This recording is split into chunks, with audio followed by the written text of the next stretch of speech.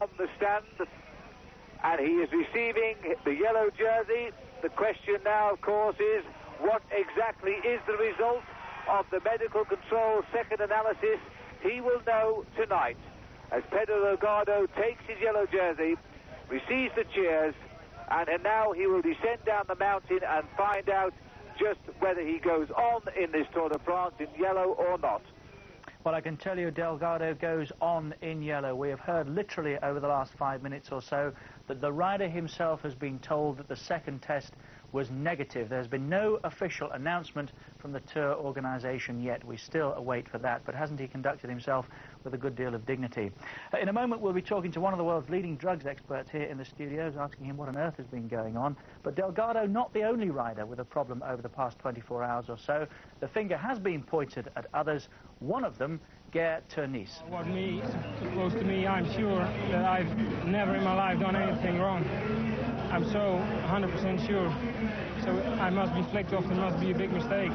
And what Delgado, I don't know, for him I can't speak. They say on the news today that it's not possible that Delgado was positive after the result of the second test. So maybe there's no problem at all, and it was only French television.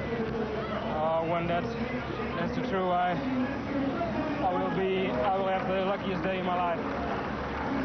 I hope it's true. And so what do you think if it's stories from the television? The French, because they're not riding so good in this Tour de France?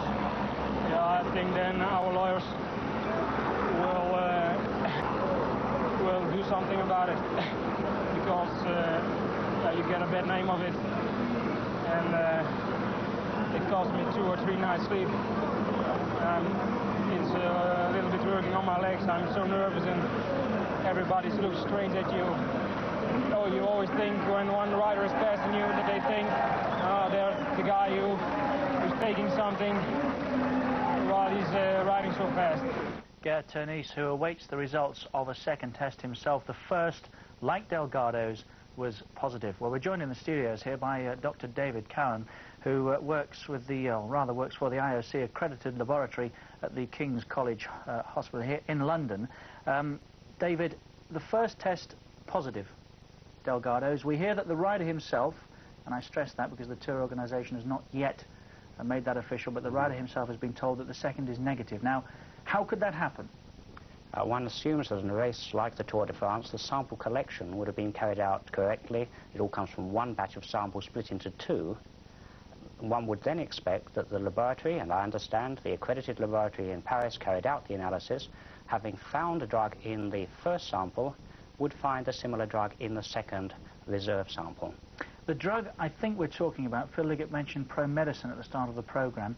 Probenecid, it would appear, is the drug that we're talking about. Now, what would be the purpose of that drug? You're saying now in sports context or clinically? Both. Clinically first. Okay. Probenecid used as a drug, or at least it used to be used fairly widely as a drug for the treatment of gout.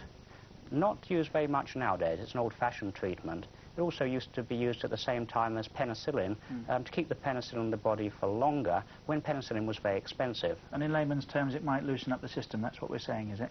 It is a drug banned by the IOC, the International Olympic Committee, but not by the UCI, cycling's organisational body.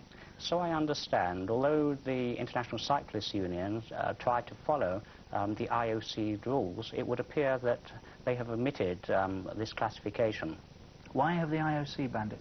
The IOC were very concerned about misuse of probenecid by sportsmen last year particularly, that they imposed a ban from the beginning of this year.